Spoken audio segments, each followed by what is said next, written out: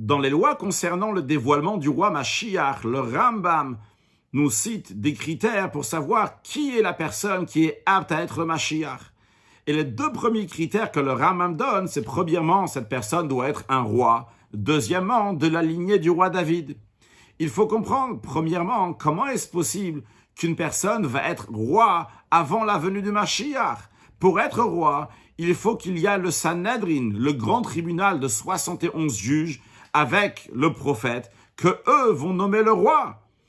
De nos jours, nous n'avons pas le Sanhedrin, le grand tribunal. Comment est-ce possible que cette personne-là va devenir un roi? Deuxièmement, pourquoi il y a besoin que ce soit de la lignée du roi David particulièrement? L'explication peut être la suivante. Le Rambam dit que Raché Galouyot Shebe Bavel Bimkom Melech Omdim, que les chefs du peuple juif en exil sont à la place du roi.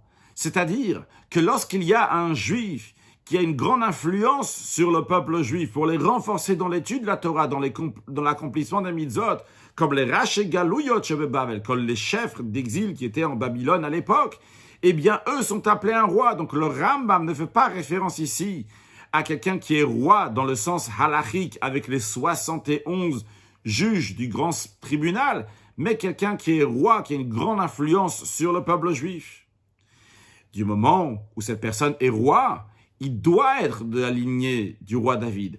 Parce que le Rambam dit que depuis le moment que Dieu a donné la royauté au roi David, il a donné à toute sa descendance qui vient du roi David, que uniquement eux vont avoir ce critère de roi.